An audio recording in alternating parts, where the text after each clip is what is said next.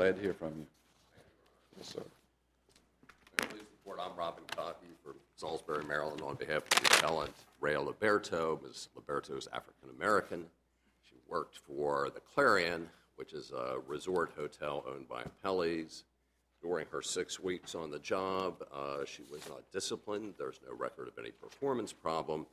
And importantly, she was kept on after Labor Day, but she did have a problem with one of the managers at the hotel, Trudy Clubb. This club referred to Hispanic employees as chihuahuas. She addressed Ms. Liberto as little girl. She admonished her to remember her place. And finally, on 2 consecutive days, she called her a porch monkey and threatened to get her fired. Ms. Liberto then complained to Human Resources. HR forwarded the complaint to Dr. Berger, one of the appellees and the owner of the hotel. Dr. Berger immediately directed that she be fired. His explanation was that the complaint had prompted him to review her personnel file, which he felt disclosed performance issues that he had not previously been aware of, and so he directed that she be terminated. What did you say, importantly, they kept her through Labor Day? What did you say? Right, it's the end of the season, Your Honor. So the importance of that is what? Well, typically after Labor Day, they operate with a skeleton crew. So if she was a good enough employee to be kept on after Labor Day. Okay. I'm sorry, Your Honor, I should have explained that. Okay. So the personnel file was produced during discovery. It contains no reference to any performance issue at all. In any event, a suit was brought under Title VII and Section 1981, asserting 2 counts, one for racial harassment, the hostile work environment theory, and the other was for wrongful retaliation. The district court entered summary judgment on both counts in favor of both appellees. On the racial harassment count, the court reasoned that calling your African-American employee a porch monkey and threatening to fire her 2 days in a row was neither severe racial abuse nor pervasive racial abuse, and therefore, under the totality of the circumstances. You know, we have a number of cases, and Supreme Court cases that talk about stray remarks. Yes, sir.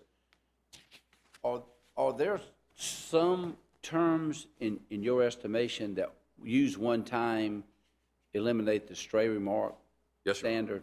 And this is one of them. So you think that there's certain terms, if used, in and of itself create a hostile environment?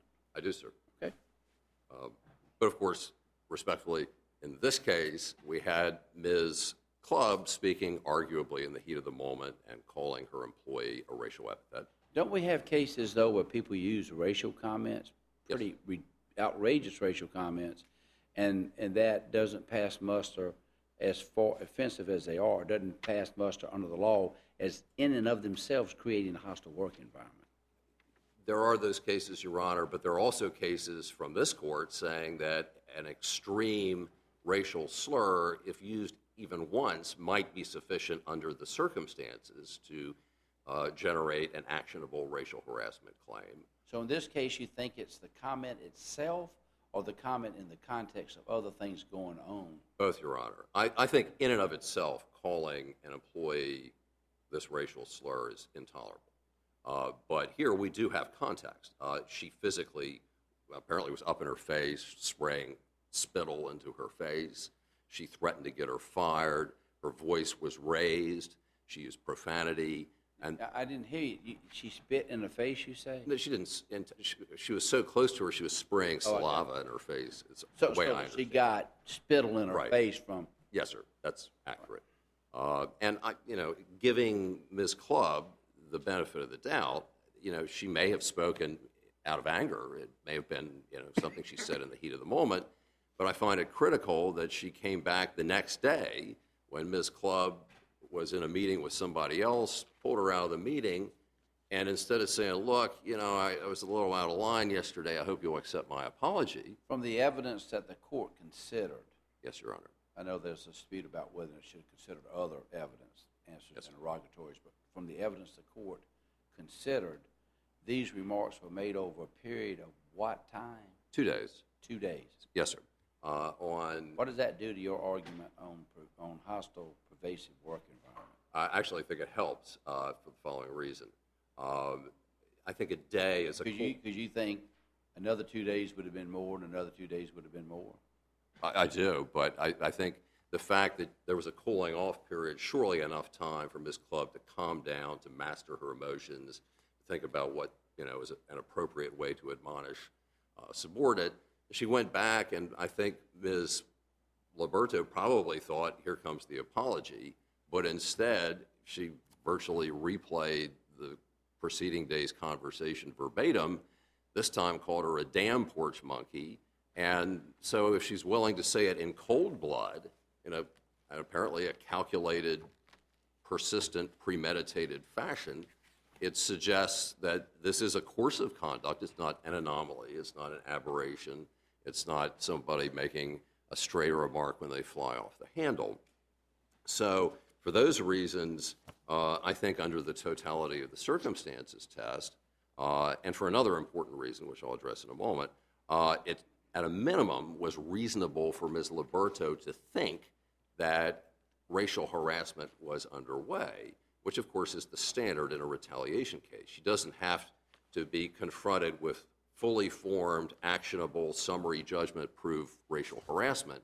She simply has to have an objectively reasonable belief that it's underway. And I think today, anybody who even hypothetically picked up the phone and called a lawyer before complaining would be told, well, this is not right.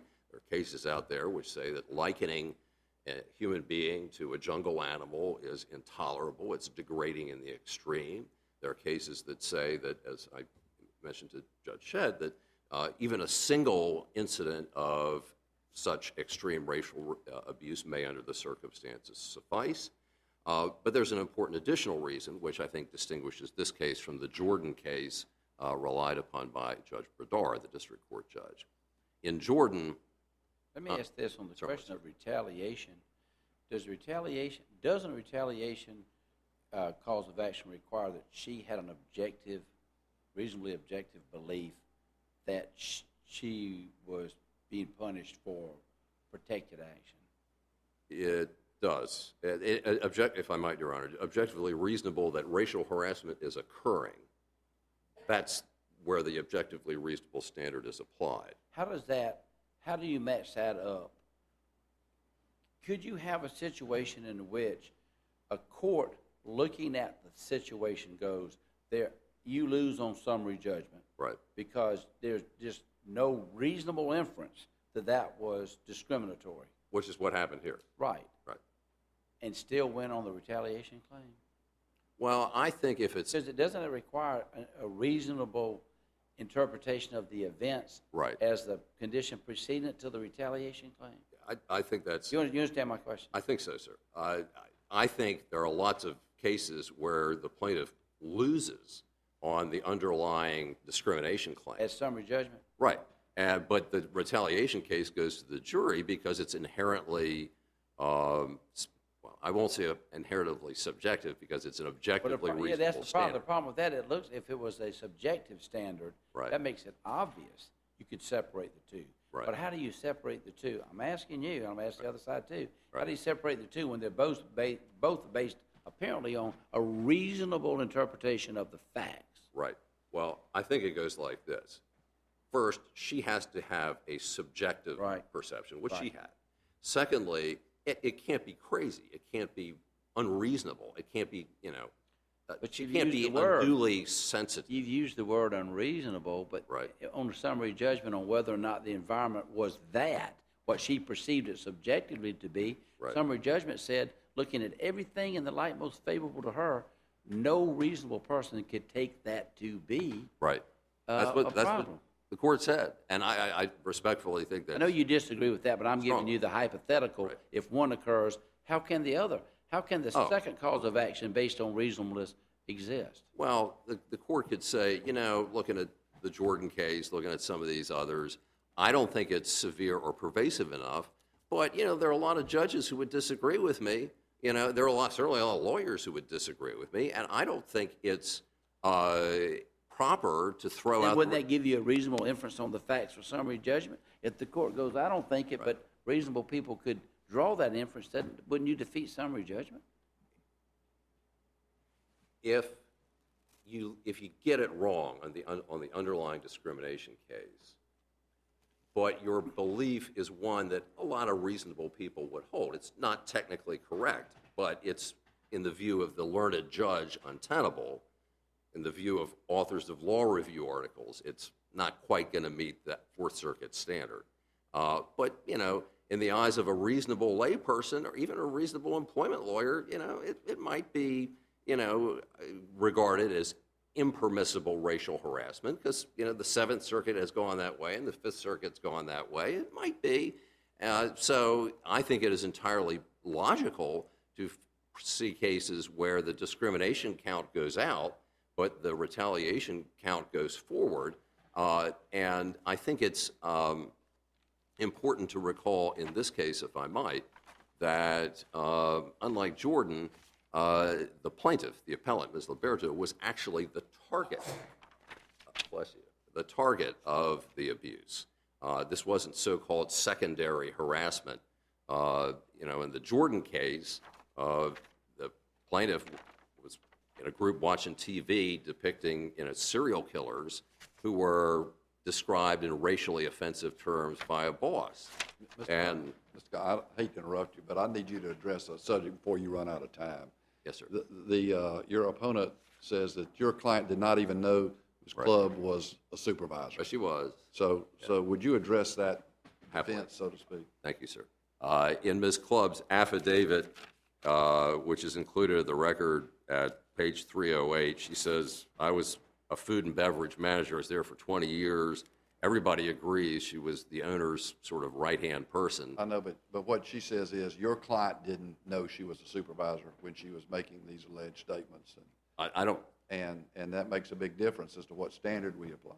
Well, I think it makes a big difference what her position was. I don't know that it makes a difference whether the appellant understood clearly what her role was. She certainly understood that she was highly influential with the owner, Dr. Berger, as evidenced by the fact that when she was meeting with her direct supervisor, Mr. Hubeck, Ms. Clubb says, I'm more important, and does this, motioning with her finger. Out goes Ms. Clubb, no objection from Mr. Hubeck.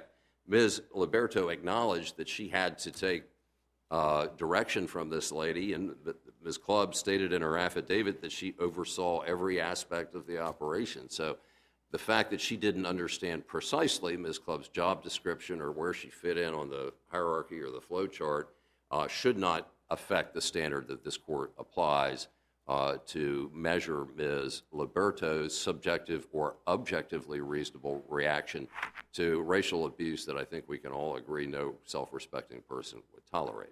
Well, does it matter whether or not the employee recognizes the offending person as a supervisor? Well, I don't think her subjective understanding of that matters. I think what matters is whether or not the person engaging in the abuse is in fact a manager, a supervisor, an administrator. But I will point out that in this case, Ms. Liberto certainly acknowledged that Ms.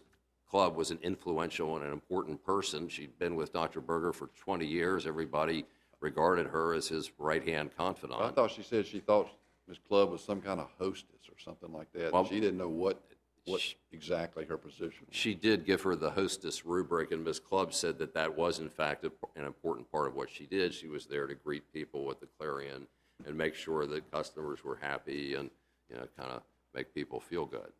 So, I mean, it's absolutely undisputed that Ms. Clubb was a manager. She was highly influential.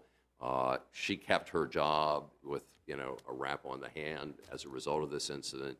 She was important enough in everybody's eyes that she could pull an employee out of a meeting with their boss without a murmur of objection from anybody.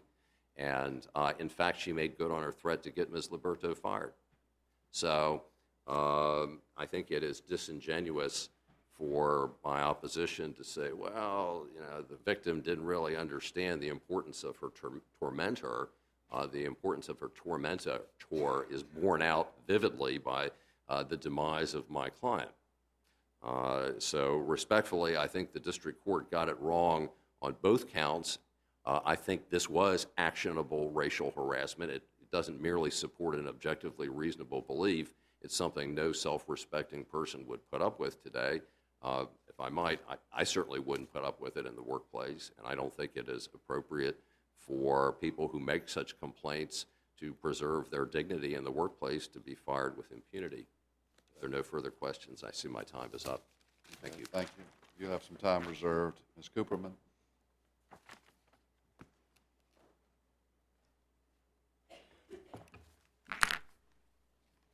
Thank you, Your Honor. May it please the Court.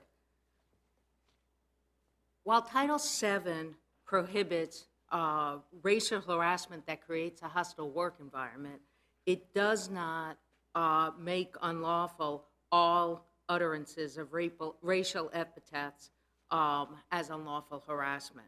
Additionally, while Title VII prohibits retaliation against an employee who has complained to her employer about unlawful harassment, not all complaints are protected from retaliation. Not all complaints of racial harassment.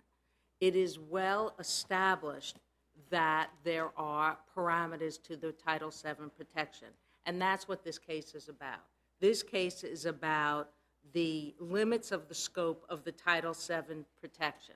It is about the requirement that a racially offensive conduct to be unlawful under Title VII has to be... Are there some phrases or names directed at a person which are so offensive in and of themselves that the utterance or use once or twice would create a hostile work environment? No, Your Honor. There are no cases in this court where it has been held that the use of a particular racially offensive term in and of itself on one occasion or two occasions. Well, I didn't limit it to just racial. I just said an utterance. Could be Racial or any other unlawful harassment. And in fact, the case that Mr. Cockey relies upon, which is the Spriggs case, where there's a quotation from the court that deals with the N-word. In that case, the court does comment that that is a highly offensive term. However, the court doesn't say that term used one time or a couple of times in and of itself is sufficient to create a hostile work environment. Rather, in the Spriggs case, what we had was daily, constant, racially offensive epithets, conduct, the use of the N-word frequently, the showing of a picture of a monkey and actually putting it inside a manual. Why was the district court right here in saying that, looking at the facts in the light most favorable to Ms. Liberto, that there's no reasonable inference of hostile work environment? Right, and that's... Wasn't enough language? It wasn't harsh enough language? It wasn't for a long enough period? Where does the case fail? Well, again, it's not just the single epithet. It has to be, the court has to look at the totality of the circumstances. Yeah, but I bet if that epithet was used every day for a period of time, I bet that would do it, wouldn't it? That may, sure, and that's the test for a hostile work environment. I ask you, where did this case fall short? It fell short in a number of respects. First, we have to look at the key facts in the case, and with due respect... Tell me what they are. Okay, the key Tell me facts why are this. Why the case falls short under the law. Yes. The facts are, first, that the only racially offensive conduct in the record was the use of the term porch monkey on 2 occasions. That's it. What about Nothing use else. of the term chihuahua? That's not in the record. So in other words, you're just saying on the record, those other terms, there were asserted incidents of it, but they just aren't properly in the record. They're not in the record. Why are There's they no not evidence. Why are they not properly in the record? They weren't properly in the record because for a number of reasons. Number one, they were hearsay. There was no they were attempted to be put in the record in interrogatory answers. The interrogatory answers explicitly stated that they weren't solely based on the knowledge of Ms. Liberto. And there's no way to determine where that comment came from. Additionally, So it was hearsay. Additionally, there was no specifics about it. There were no detail as required by the court in numerous cases, Skipper versus Giant Food, for example. There was no indication of how frequently it was said, when it was said, in whose presence. That wouldn't be required to be in the record, would it? That would be required to establish it. No, but that wouldn't be required for it to be in the record. Those interrogatories, if somebody just said they aren't specific enough, that wouldn't stop an interrogatory answer from being made part of the record. But to be considered as evidence in support of a summary judgment motion. I asked you why that information wasn't in the record. Why that information? Why is the record so limited? There was other information that was proffered up that wasn't accepted by the court, correct? Correct. Was that just because it wasn't on personal knowledge? It wasn't on personal knowledge. It didn't have the specificity that is required for the court to consider. What kind of specificity do you have to have in an answer to an interrogatory? Well, You don't have to. Is there some requirement that an answer to an interrogatory has to be specific? no, but you need specificity to establish that a hostile work environment exists. I didn't ask you that question, though. That's not what I'm asking you. I'm asking you, why aren't those answers to the interrogatory, why aren't they properly admitted into the record in this case? And again, they weren't, or I should say, they weren't considered as valid evidence by the court. Why? And they weren't Why? because it was based on hearsay, based on both the disclaimer and the affirmation to the interrogatories, and it didn't provide, they weren't something that the court could rely upon. They didn't provide the proper degree of specificity, as I indicated, as this court stated. You don't need any kind of proper degree of specificity that I know of in an answer to an interrogatory. My question is, you seem to be answering it, and I'm going to move on. I asked you why they're not in the record. You're answering why they're not in the record, and why even if they were in the record, they would be no good. Well, I didn't ask you that. You see what I mean? I'm just asking. yes. But I took it to Your court. argument has to be that they are not properly part of the motion for summary judgment because they're not on personal knowledge. It's not admissible evidence. That's correct. All right, and it seems to me that sort of ends it. I mean, it's interrogatories that have never been admitted for that purpose in my knowledge, and they're on knowledge, information, and belief, and they're supplied from sources that are unspecified. That's All right. correct. So it seems to me that's the answer you give to Judge Shedd. Yeah, I was just asking, That's was there my anything other than that? I wasn't aware of anything else. No, there was. So that's why you say the record is limited. So now you want to talk about what is actually before the court. Right. And you say that is what? What was before the court were at most two comments of the use of the term porch monkey.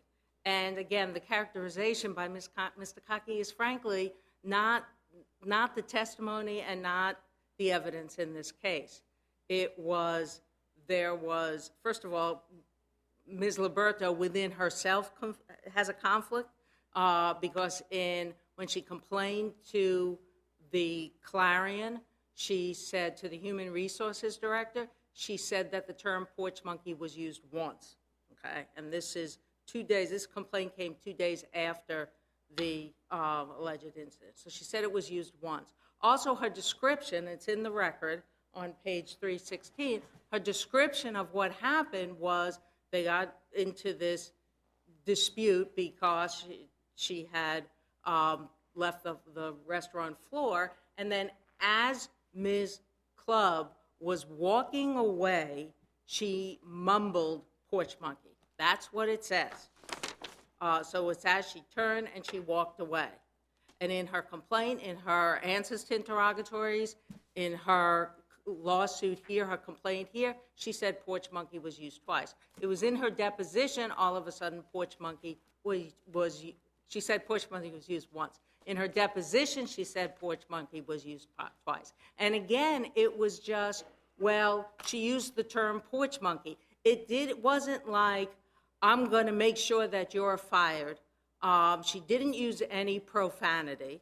It was just simply she used the term porch monkey. And as the courts say, you have to look at the totality of the circumstances. What totality of circumstances could use a porch monkey be a good idea? It's not a good idea, and it's very offensive, but it doesn't constitute a hostile work environment. Does That's not because in and of the itself. context, or because it's just using it once or twice is not enough? And the answer to that is yes, both. It's you have to look at the totality of the So circumstances. totality of circumstances doesn't matter if you only used it twice? I'm asking your view on it.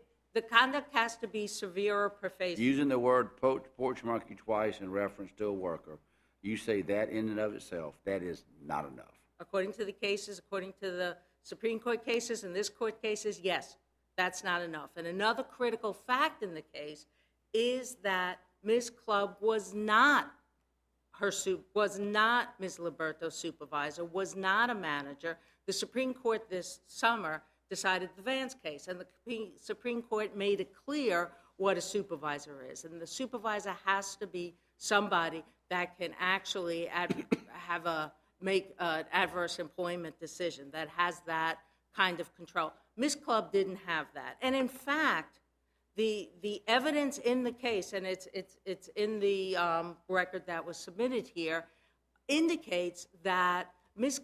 Clubb had no typical, even on a colloquial sense, indicia of supervisor responsibilities.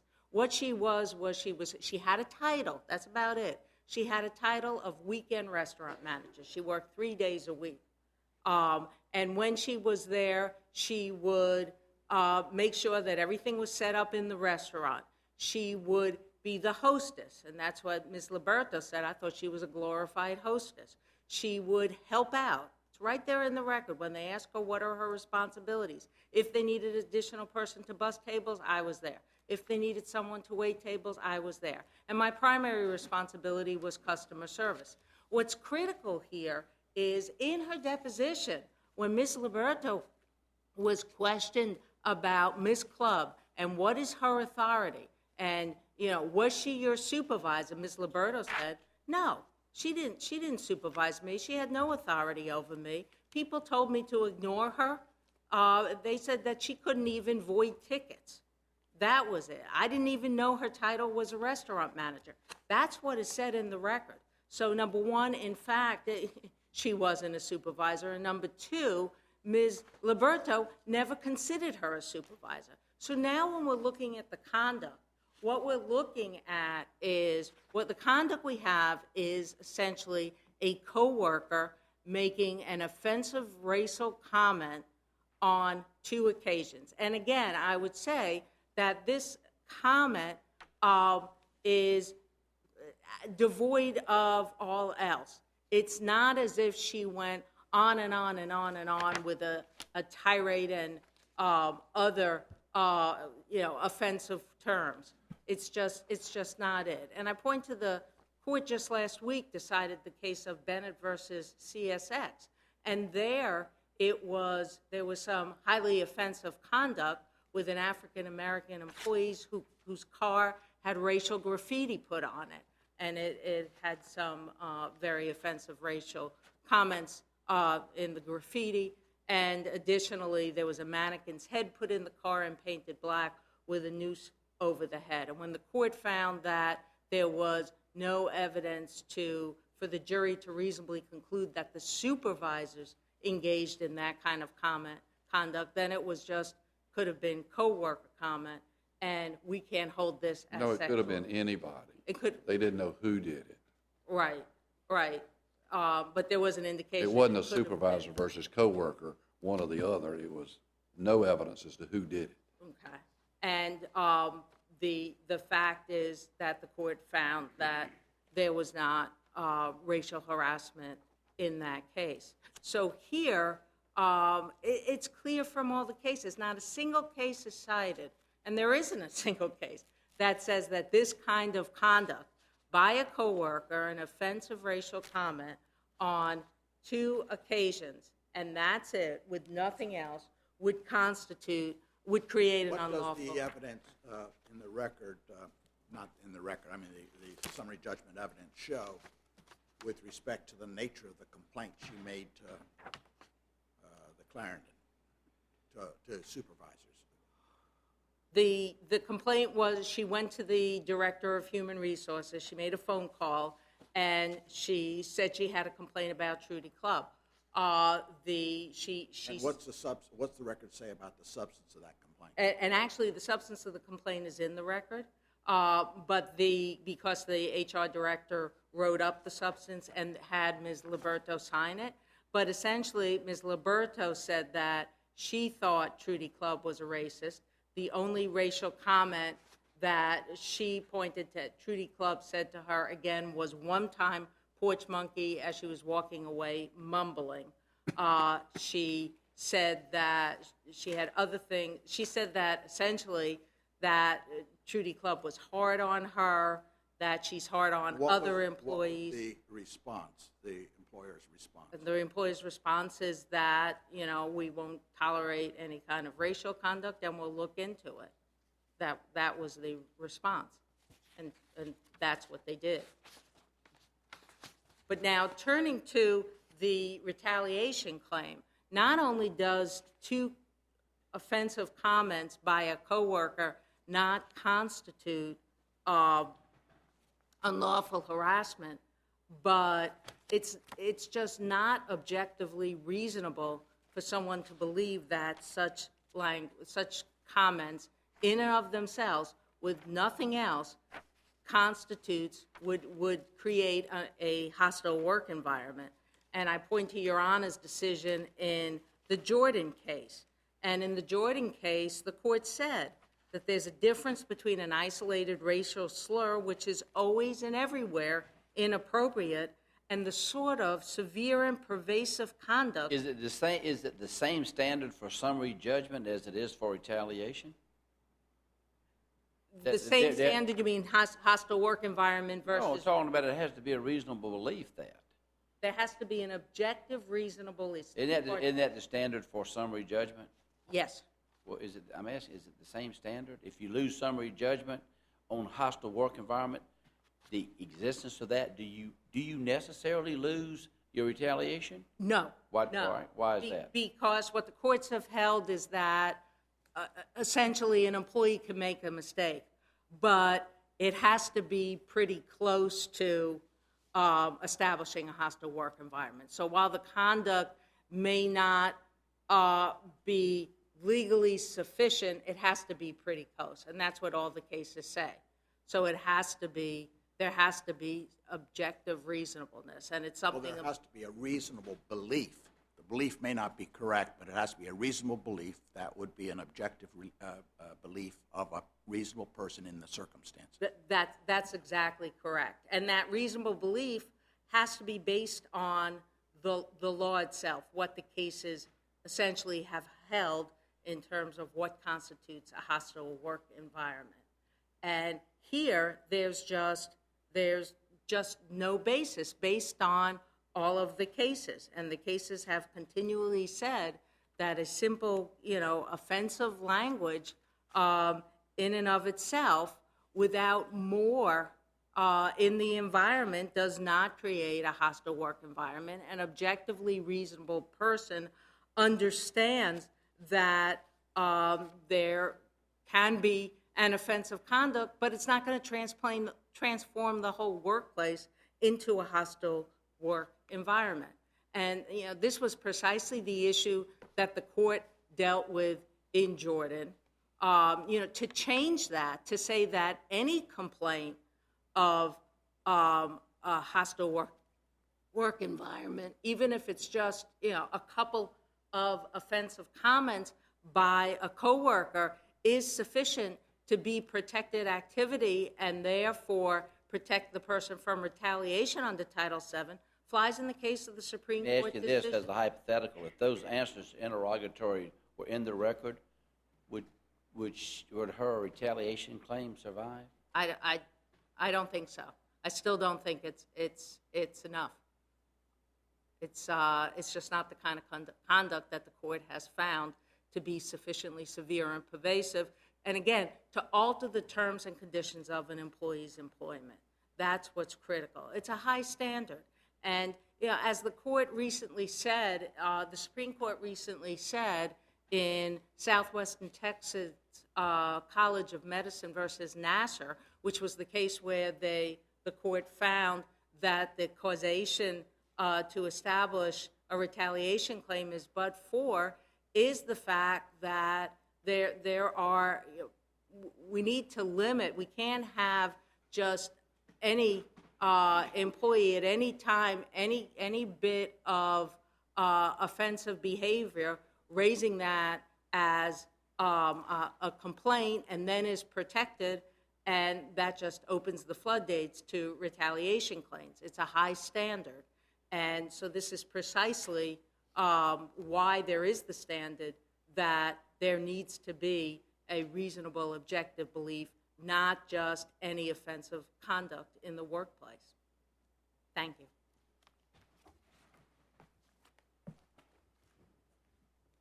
Okay, Mr. Cockey? The written complaint is in the record, and it was a part of the summary judgment record as well. It appears at pages 316 and 317. It can't be part of it. It can be, you can use a complaint against a person when he makes an allegation as admission against interest. But for you to make your summary judgment argument, I'm a little surprised at this because this is pretty Hornbook law. You have to put in evidence that's admissible in evidence. It has to be sworn affidavits on personal knowledge. And that none of this was. I don't know why you didn't put in an affidavit in. Well, It seems to me you could have gotten everything in by an affidavit if she had personal knowledge of those things. Well, Rule 56 explicitly allows the use of answers to interrogatories. You can use anything, but it has to be, C4 says it has to be admissible in evidence and on personal knowledge. Well, the answers to interrogatories reference the Chihuahua's comments and the other thing. But that evidence is incompetent. It says on information, knowledge, information, and belief. Right. But This, you could not get on a witness stand and say it's my belief that this, or that I have information. You have to testify about what you know. And this goes back to, this is Hornbook trial law. Well, I've never seen interrogatories used affirmatively in a summary judgment. well, both sides use them in this case. Well, she can use them against you because you made admissions, but they come in for under a totally different basis. Well, the comments in question, the Chihuahua's remarks, the calling her a little girl, not only appear in the written complaint, so it's clear that in firing her, they perceived her to be making that complaint, but they are also referenced in Ms. Clubb's own affidavit when she says she heard that Ms. Liberto was complaining that she referred to Hispanic employees as Chihuahuas, and my goodness, she never said that. Your client wasn't a Hispanic, was she? No, but she was an auditor. She heard that racial. So it provides the context. The argument is that Club calls an Hispanic a Chihuahua. Right.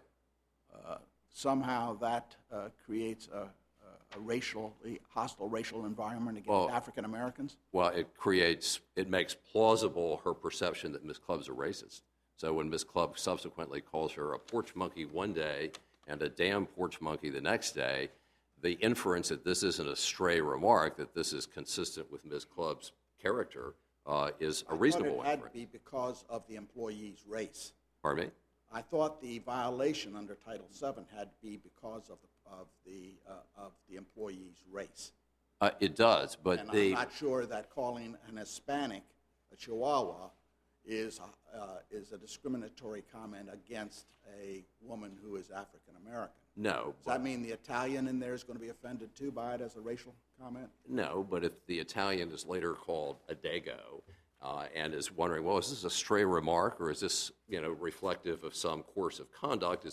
Is this objectively reasonable for me to regard as racial harassment if the person who's called a racial epithet as an Italian knows that the manager in question has called other employees racial slurs? It makes it more objectively reasonable. Supports that notion. I'm not aware of the fact that the statutory requirement that there be discrimination based on the employee's race, sex, or whatever is a violation. Well, I was under the impression that in order to survive, the retaliation claim had to be objectively reasonable. So if we're wondering, is it objectively reasonable to think Mrs. Clubb is a racist, the fact that she's called Hispanic employees Chihuahuas and is The now fact calling... that somebody's a racist doesn't give your client a cause of action. No, but if she Your acts client upon- has to be discriminated against by reason of her race. Correct. All right. Yes, but if she acts upon that racial prejudice, and if the question is, well, is this actual racial What if prejudice? her racial prejudice is only against Italians? Right. Nobody else? Right. Well, I would And you say there's a cause of action against by an African American? Well, I would say that calling an African American a porch monkey is a pretty vivid. I think it's totally offensive. Right. But And the that's fact- not the question I'm posing to you. I I'm posing to you that Right. I'm not sure you gain much by the fact that this woman may have referred to, at some point in time, and this could be hearsay, that back in July, some employee heard her call an Hispanic. Well, you know, I actually respectfully agree with you about that, because to me, although I've emphasized that it happened twice, truthfully, I don't want to take refuge behind that. I believe, and I submit, that if she had called her subordinate a porch monkey and threatened to get her fired once, a respectful, appropriate complaint to Human Resources ought to be protected by law and shouldn't subject her to retaliation of any kind.